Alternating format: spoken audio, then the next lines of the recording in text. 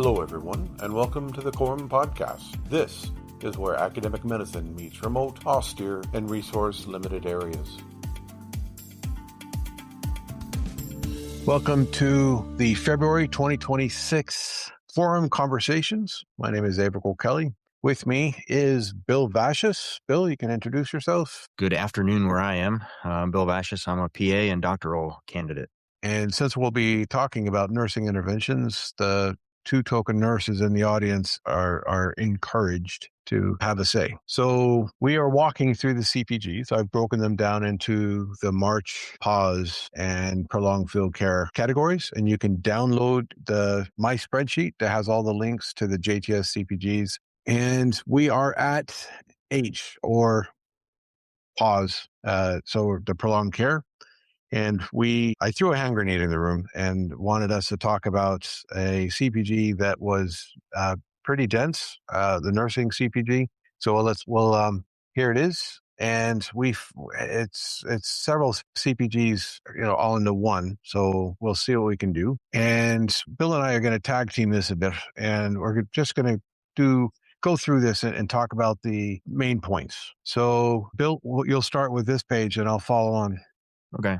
So what I like about this is I like a one-page kind of easy reference, quick visual to say, all right, this is what you're supposed to do. And I like the concept that they did where they made one nursing intervention, wound care, splint management, and PCC for non-medical personnel, which is on the left side of your screen, and one for trained medical personnel on the right.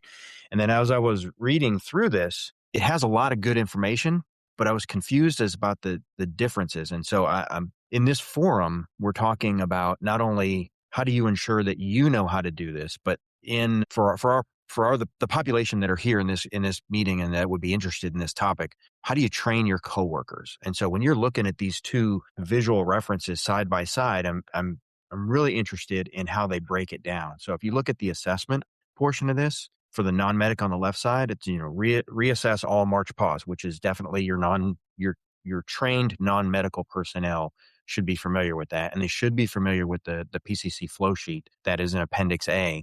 And then you're going to assist your medical responder, right? So go with your medic on your team. That's great. If you look at that same assessment portion for the trained medical personnel, it says, view and review all the TCC stuff, reassess all March pause interventions, and then periodically reassess using improvement or non-improvement status on your patient. Do a head-to-toe detailed problem list care plan, and then teleconsultation. That's your global assessment. So those are pretty comparable.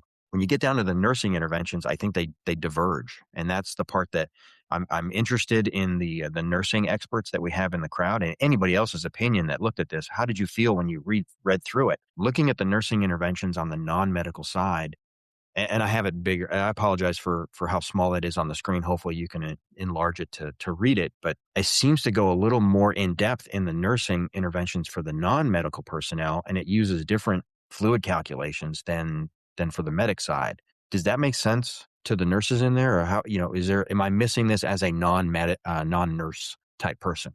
Kind of generic question for anybody. Did anybody else notice the disparity in this, or do you have this is why they did it? So if I had to give an opinion on it, I think a lot of the things under the non-medical personnel nursing list are things that kind of just come second nature. And not to say like we're special or anything like that, but most of that list is just so drilled into us during our nursing education that it's going to be things that we're doing regardless if it's on the flow sheet or not.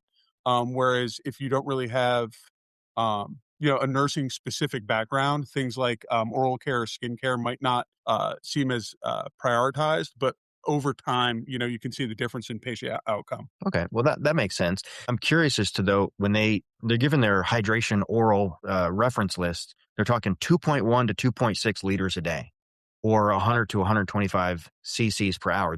They're interchanging measurements, cc's and liters, even though, like, as a medical person, you understand that, but as a non-medical person, you may not understand that cc's or mLs are equivalent, but they're mixing that up. But if this is for non-medical personnel, you would think, or at least I would, if I were doing it, I would put it in like whatever the natural bottles of water are. They're typically 500 cc or 500 ml bottles. Why didn't they use that as a reference, like a half to a full bottle?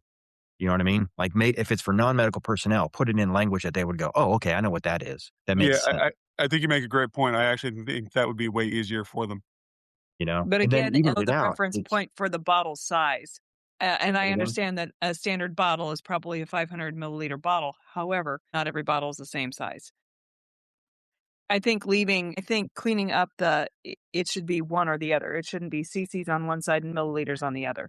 I think making it one delineation will make it much more easy for people to understand. mhm. And I think going with we're training the trainers to train others. You're going to have to do some form of translation to what this means when you're explaining to your folks what you want them to do as their medical primary. You're going to teach your non-medical people to help you out. How are you going to translate this so that Mhm. they understand it and that you guys are on the same sheet of music? They're kind of building that in where you have to do that, whereas they could put a reference in there.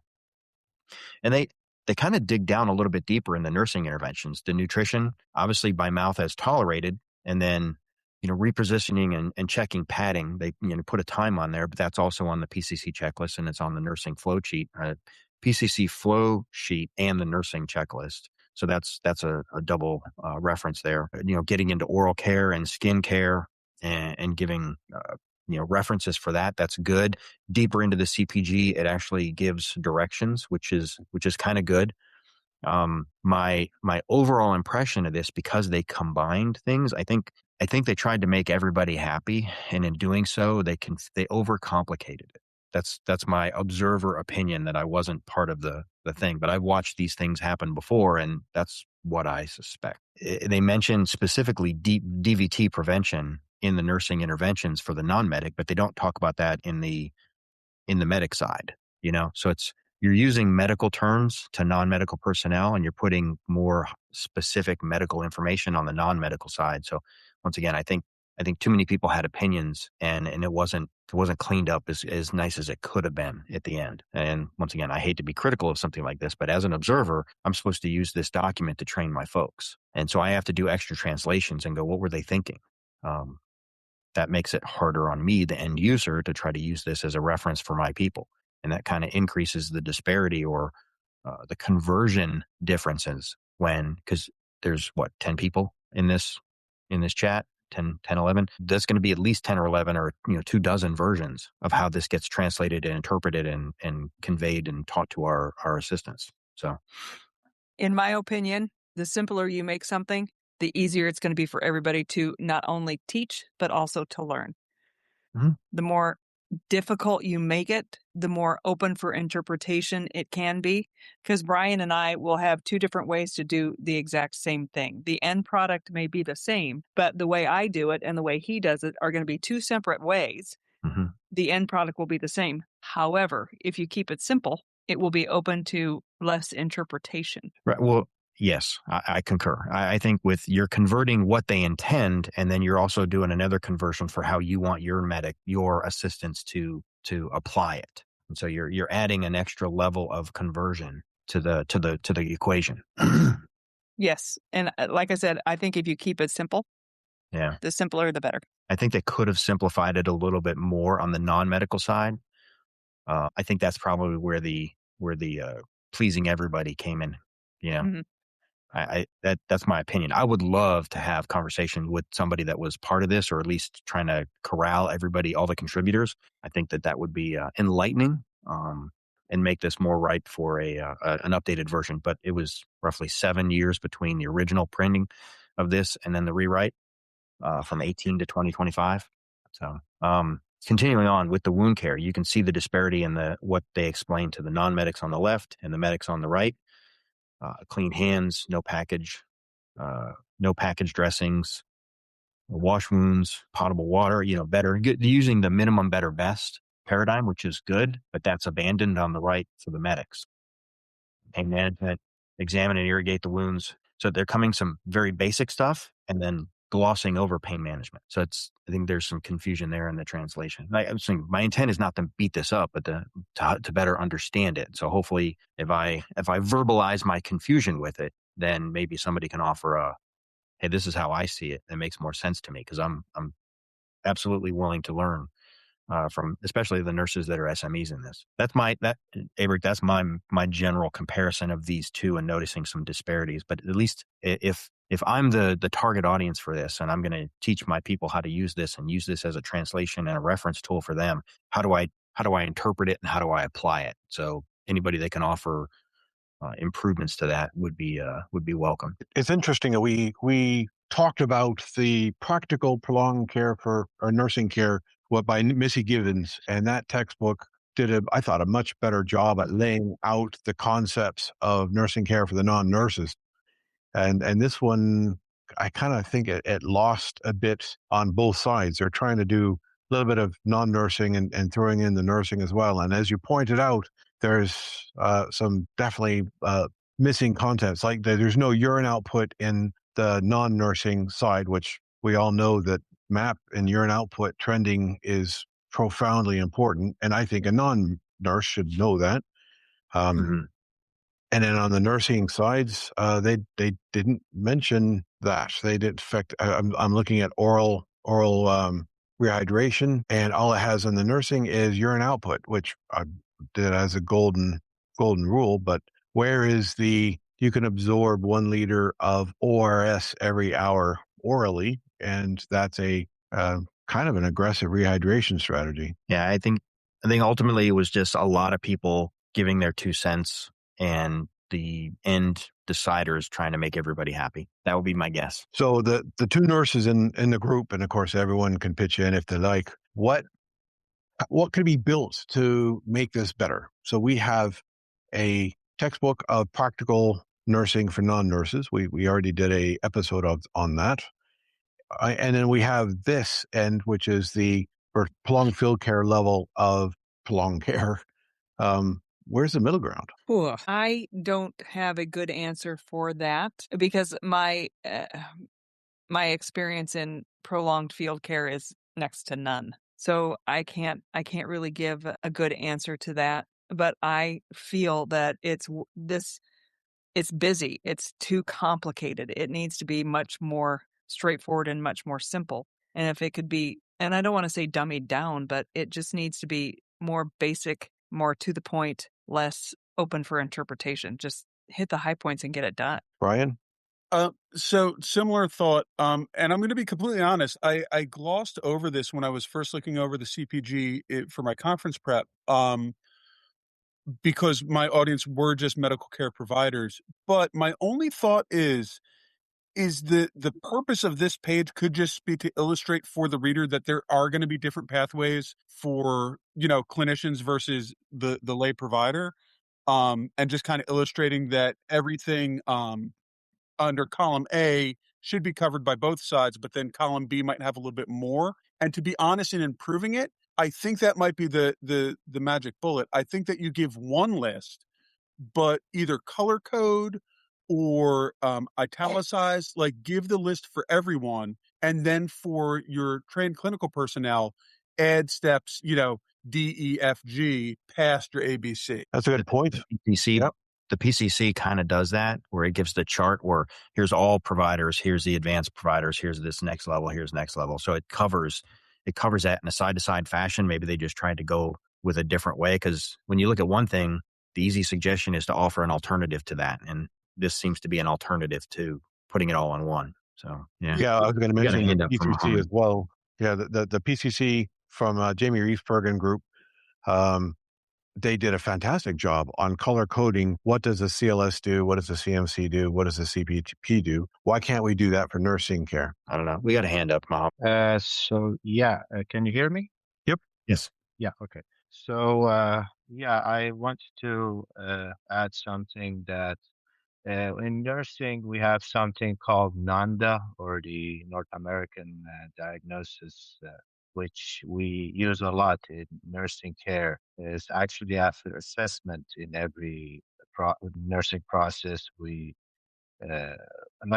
what I wanted to add, like if we can use something like NANDA, perhaps a simplified version for uh, like the offshore or austere care, because in hospital some of those criteria doesn't really apply outside of hospital, like you don't really need. But if I'm not uh, um, that professional of a nurse, but if you can just give your opinion about using a nursing manual, or a nursing diagnostic manual for offshore or austere care. That's a that's a good point. I appreciate you bringing that up, and we did that a bit with the yellow section in our field guide, where we have a clinic-based assessment for those who are going to be working in offshore. Because for paramedics and nurses and docs who aren't working in their normal city-based job, we are in austere environments, and it's not always trauma, trauma, trauma. Though we can't just do CABC and everything, and anyone coming through the door with a snivel. So we have to do nursing. You're absolutely right. We have to adopt the nursing approach. All right. You want to jump into some of the breakdown? Yeah. So let's move forward to this. So Rod Jordan did a bit of a breakdown. I did as well. And here are the top 10 key points that in this 12, sorry, top 12. So continuity care documentation. I was impressed that they did discuss this. They used a standard flow sheet, which is the PFC chart, and a 1380, of course, which is limited to MIST, and have a structured handover, which I think, Bill, you use strings as a handover tool. I use strings. It's not standardized across the industry yet. It will be at some point because it's better. Yeah. So speaking of nurses, they use the S-bar, which also works. I get that. Angela or Brian, do you have any comments on handovers? That's where everything gets messed up, honestly. That's where information gets lost, information doesn't get passed on. That's when the communication seems to break down most in a hospital setting, is going from the emergency department to the floor, going from the ER to the OR, going from the ER to the ICU. If you don't have it written down and you don't do it in a systematic fashion, a lot of communication gets missed or misrepresented, and that's where mistakes happen. If you use a form, if you use a checklist, it doesn't get lost in translation. And what do you use before we go to Brian? We use S-bar. You use S-bar. Yep. Brian? And we've been using S-bar, good God, probably at least 10 years. Before it was just kind of haphazard and you just kind of did it the best you could. But now that there seems to be a more structured way to do it, things don't get missed as much. And do you think S-bar is applicable to the austere industry? Yeah, because you can modify it to however you would like to present it. However, you don't miss the important highlight stuff. And that's where mistakes happen, is when stuff gets missed. Brian? First off, I wanted to agree with Angela. And actually, like when I do training or precepting with newer clinicians, it is like one of the things I really get particular about, because almost anything else we do in nursing, you're going to get a second pass at. If your dressing isn't great, you just put on another dressing. If you're not sure of a medication, you look up the dosage and then go back. But more often than not, after handover, you as the primary clinician are leaving. You're either going home or handing them off to the ER or handing them off to the ICU. So any info you miss, for the most part, is going to be unrecoverable. And I think Angela hit the nail on the head. A standardized form really works well. As far as like an overall theme or a flow, works great. I go a little bit more particular personally, just because I like depending. I mean, if it's somebody with a twisted ankle, what they had for breakfast last Tuesday isn't necessarily going to be applicable. But if it's a good critical care patient, going a little bit more in depth works great. And honestly, it's just one of those reps thing. Like the more handoffs you do, the more you practice, and the more you kind of like look over what you did and reflect on what could be better, the better off you'll be. The paramedics have a discussion or input on, is S-bar applicable for us in the industry? I guess I'll be the lone dissenter. I think S-bar is too generic to be helpful. And I think that lack of specificity of what constitutes an appropriate or applicable situation, how much background do you need to give, what assessment are you going to convey over, right? All of those things and your recommendations, there's too much leeway in that. And I think that leads to, obviously, handoff is the most dangerous time for a patient. And so SBAR is good. It's nice. It's short. It's only 4 letters. It's very easy. You could very easily give an SBAR, but how accurate and applicable and beneficial is it when you're handing over a complex patient? If it's an ankle sprain, that's one thing. It's a mild headache or a wrist sprain, piece of cake. Complex patient, SBAR is wholly inadequate. That's my opinion. Alfredo? Hi, everybody. There's a system acronym that I know called I missed AMBO that I think is a acronym that has been used in Ireland quite a while now. It's quite complex, but also complete, and all the information can go through. But I agree with Bill when he says that SBAR is too generic, because sometimes what I do, my handovers, I tend to kind of tell a story and try to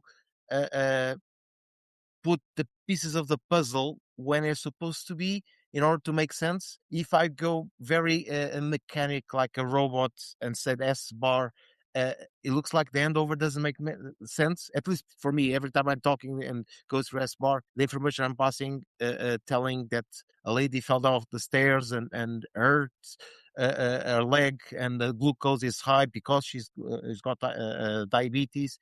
If I go to S-bar, it normally for me doesn't make sense. There's many others. The I Miss Tambo is one, but many others. But I don't know if you want to have a look at this one. Thank you. Yeah. So Atmist is there as well. I think there's plenty of acronyms out there. And I think if you're on a cardiac ward, if you're on a tele ward, if you're in ICU, each of those locations and whatever hospital that you're in is going to have an SOP for how they do it and what information they do. And then there's going to be the institutional standard, which is fine. But if you go to a different institution, it's going to be different. And so I think that transition and that I should say diversity in the interpretation and application of SBAR contributes to the concerns with handing a patient over, which obviously we could cover the rest of this time doing this, but probably want to move on through the rest of the, Yeah. Matt, there's a whole episode for us, a conversation on just the patient handover. Yeah. Maybe that's a future where we just do a whole episode on patient handoff and what works. And, that might be an idea. And I also think that even if SBAR isn't as robust as it could be, it gives you a good way to think. It gives you a standardized plan of how you're going to give your handoff.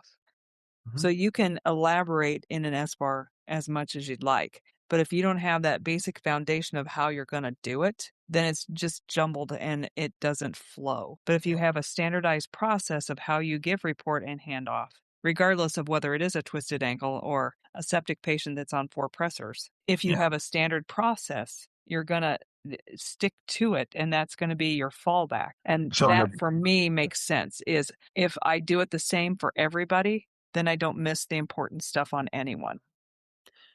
I think the attractiveness of SBAR is that it is simple and easy. Yes, I do. The problem with it is it's too simple and it's too easy to be It's not robust. Yeah, exactly. Yeah. So, I mean, what makes it great makes it horrible at the same time. It's just, and that's not everybody thinks the same. That's, but no, your points are well taken, Angela. I think you're absolutely right. And it's what we have right now. So you can point to it. So I'm taking a note to maybe have a whole episode on handovers. Mm-hmm. Number 2, serial assessment and monitoring. It talked about scheduled reassessments, and I think they should have highlighted trending. In all fairness, all of us should have trends tattooed somewhere on us, because trending really is the prolonged care red flag of something that doesn't get better over time. It's covered in the CPG. It's covered in this. The trends are emphasized, and they do give multiple examples of what they should look for in trends and everything. But it's that's the important take home in all your serial assessments. How frequently do you do your assessments? It depends on your patient. How are you going to detect your trends? That it depends on your patient and what you're tracking and what kind of injuries they have and what's important, and making sure that the medic can identify that and that they could train their non-medical personnel that are actually doing the vital signs and documenting things, teach them what to recognize. hey, when the pulse gets above this or below this, when the respirations get above this or below this, saturations, I mean, you're giving them, wake up criteria essentially of if the vitals get outside of these ranges, this is when I want you to notify me. And those are important things. And ideally, all my teammates in special forces, they've been incredibly smart people. So I can teach them how to recognize trends. So I think that's pretty standardized across the board. So they do a lot of detailed information into the hygiene, comfort, and dignity. Basic hygiene. For the nurses on this, I've heard a gazillion different ways to bathe a patient and clean wounds. That could be a whole nother lecture in and of itself. Any short kind of take home, like here's a bottom line for hygiene, comfort, and dignity. So whatever pops to your head, it's there for a reason. The only thing I would add, and I know it sounds dumb, but actually practicing bathing another person, like all of us every once in a while will clean a like one of your own children, but like actually turning and cleaning a casualty or like a somebody in the field isn't something we often practice. But like just the mechanics of getting someone clean, like you learn a lot from it. We didn't work this out beforehand, but my recommendations for training and understanding this mirror exactly what you said. Do this. When we talk into splints and padding and for comfort on a litter, make your people that you're training lay on a litter. Whatever litters you have, whatever bedding you have, put them on there and make them lay there for an hour without moving. And then they're going to discover where it's comfortable, where it's uncomfortable. And then if they have to, have one of them manage a person that's laying on the litter, and then so they get to switch. And so having that personal experience of I've laid on a litter for an extended period of time, and this is where it makes me uncomfortable. If I know where it makes me uncomfortable, it's very easy for me to identify where a patient that is unconscious is likely to become uncomfortable. And the difference is if you've been on one litter, you've been on one litter. Go on a different litter. Go on a flat board. Go on a pneumatic mattress. Go on a padded mattress. Experience those things in different settings so that when you know that you have this patient on this setting, these are the likely locations that you're going to need to provide extra padding and to anticipate those comfort disparities so that you can prevent injuries, which is kind of the whole subtext of this CPG is prevent your injuries. Do these things on a regular basis so that you can prevent the anticipated injuries based on all of these situations. I think that subtext should have been a little clearer in the beginning of that CPG. I think it would have made the rest of it easier to understand because there's a lot of information in there. So I think that I'm digressing a little bit, but I think that's one of the things that could have made this a little bit clearer from the beginning. The key thing is preventing by doing all of these individual tasks. And I also think that if you're not actually laying hands on a person, you're not going to find all the things that are wrong with them. Correct. You have to actually touch people. And when I was teaching last September, I drilled into the fellas I was teaching that nurse is a verb. Nursing is a verb. You need to do stuff. It's not just clacking on a computer. It's not just talking, amongst yourselves. It's actually going in, assessing your patient, turning them over, looking at all of their skin. And there's no better way to do that than to give somebody a bath. And in my opinion, everybody needs to be clean. That's a bumper Period. sticker right there. Nursing everybody needs to be clean. So maybe part of our paramedic pathway is mandatory time in an old folks home. Everybody needs to be clean. I'm sorry. And you need to touch people and you need to look at skin and you need to see where you just need to touch. All right. On the 4. Yeah. The 4 kind of continues on, pressure injury prevention. So it's kind of the same theme. You want to turn a position somebody regularly. I think if you spend time on a mattress or a litter or a bed, you're going to understand, you're going to watch them. If you just observe them and you watch them shifting and moving around, they're uncomfortable. That's their body saying, move. This is not feeling well. But as you experience it, you're gonna anticipate it a little bit more, and you'll recognize it when your patient starts, getting agitated or moving around. They just look uncomfortable. Observe your patients, and then experiment with the padding. I think, like Angela said, definitely visualize, inspect the skin frequently, look at the different locations. Another subtext that they could have put in there is a lot of these things you should strategically plan what you do. When are you going to do a wound dressing change? When are you going to bathe your patients? When are you going to do mobility? And when are you going to redress them and all of those things? And I think pain control comes into that because if you're going to move an injured patient, give them pain control beforehand, then expose them, then clean them while you're inspecting them.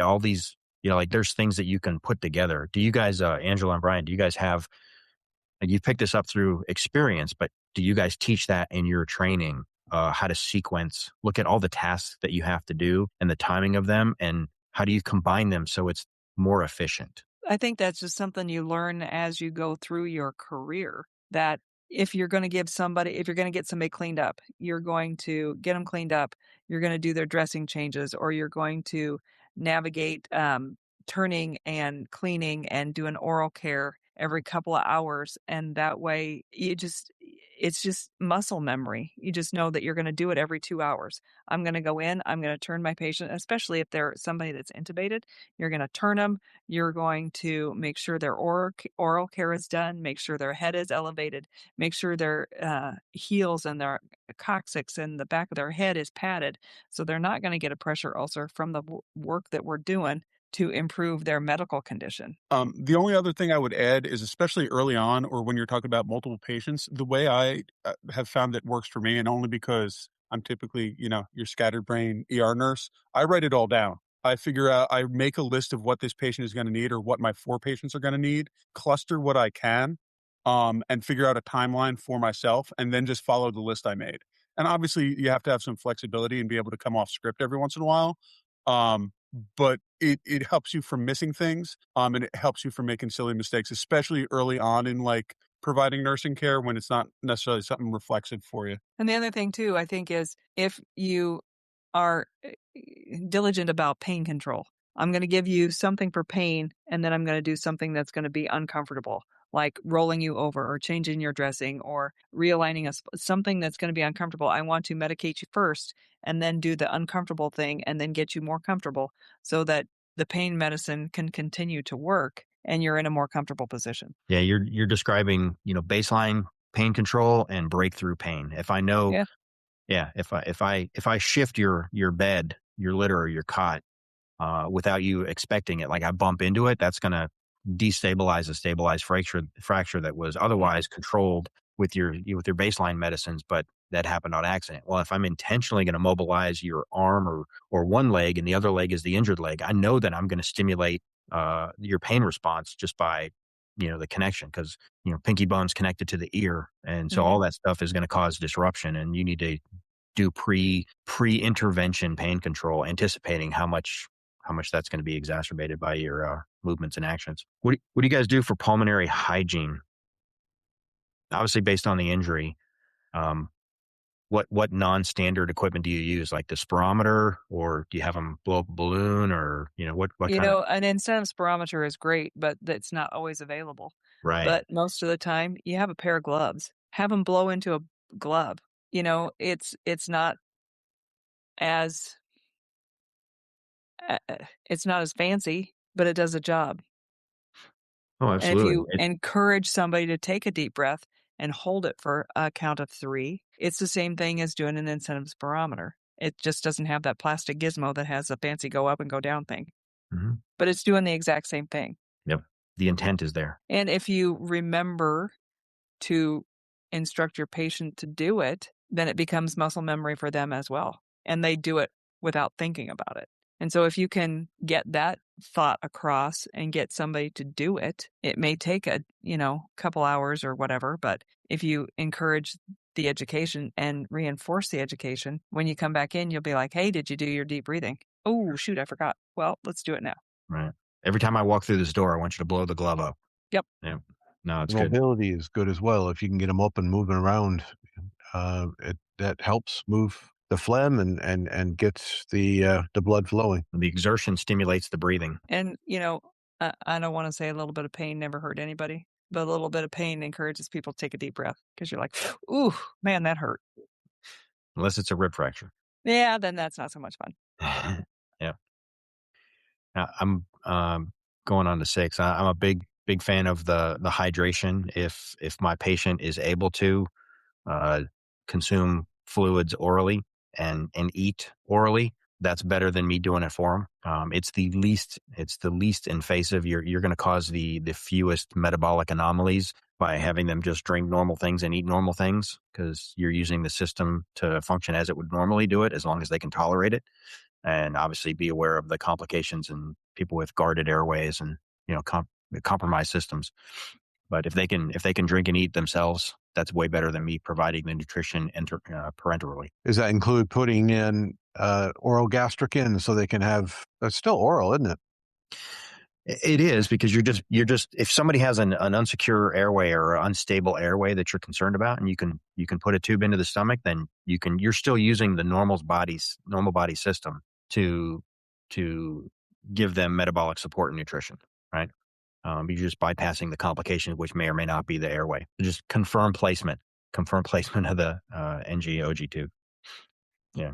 And obviously the same thing as monitoring. There is blunt force repetition and redundancy in this CPG. There's a lot of things that are repeated and said over and said slightly different. And that's something that you'll notice. That's another trend consistent throughout this CPG is redundancy. They say things multiple times. 7, I think troubleshooting your lines applies to pretty much every job on a team. Whether you're a radio guy, you're a medic, you're checking all your tubes and lines.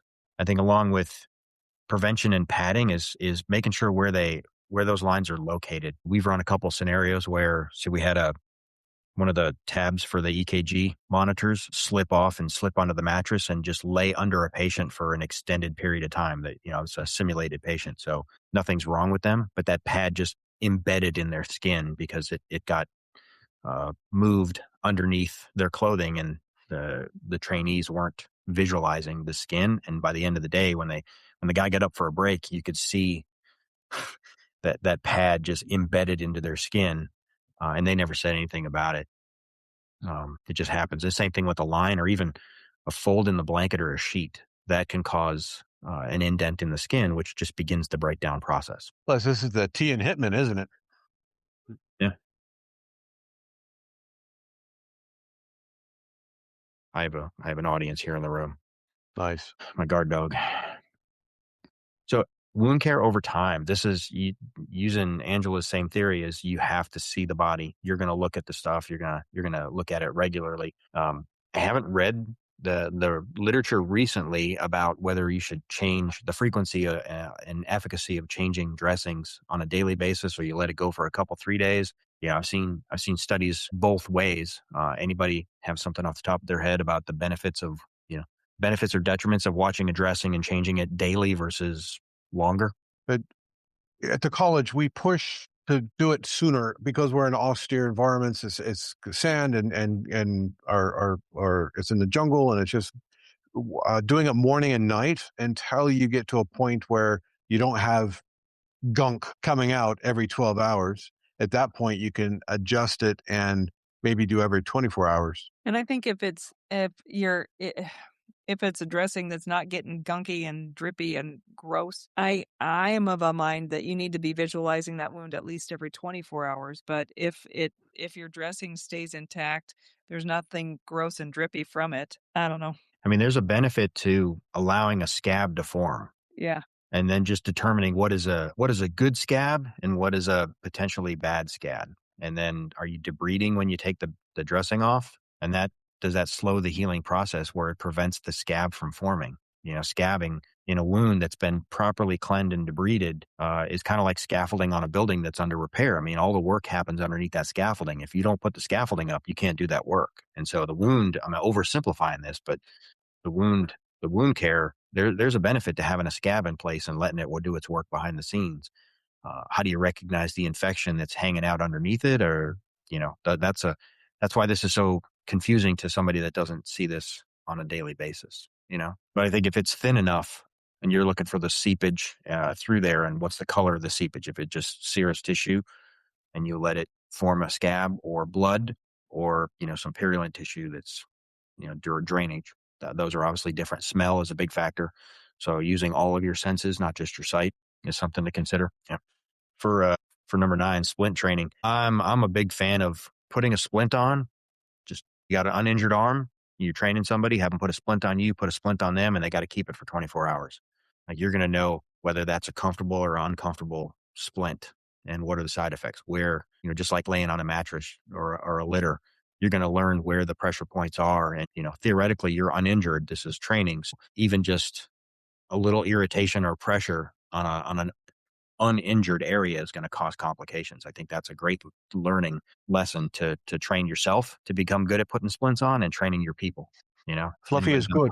You definitely need some padding everywhere when you do these splints in austere environments. I think you always need way more than you think you do. So, cognizant of time, let's get through the last three here. They did discuss pain and sedation and symptom control. What could have they done better? I think there's a lot of explanation in the CPG.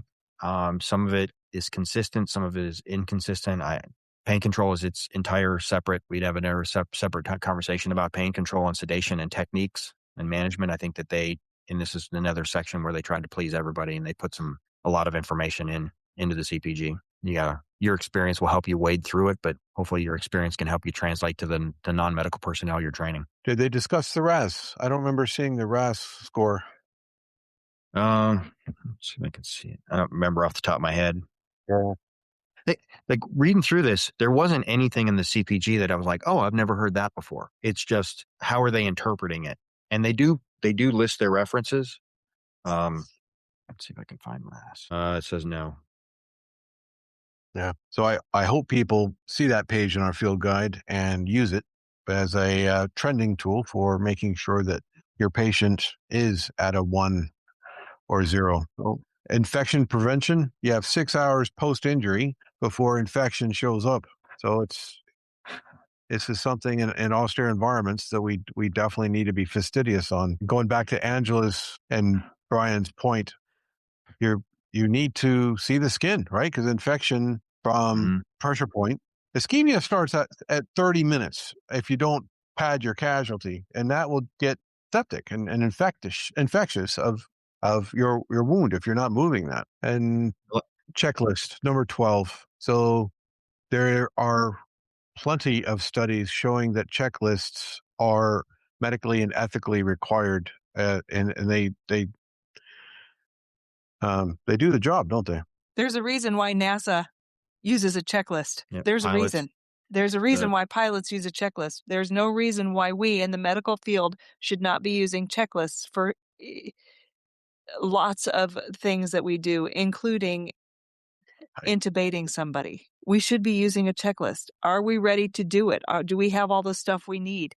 Do we have everybody that should be doing it with us? Do we have all of the equipment? Where's our checklist? And along with a checklist, do we take a timeout? Do we say, are we ready at the end? Do we take a timeout? Yeah, I'm a big fan of Atul Gawande's Checklist Manifesto book. If you haven't read it, it's very informative. That's a good point. And then teleconsultation.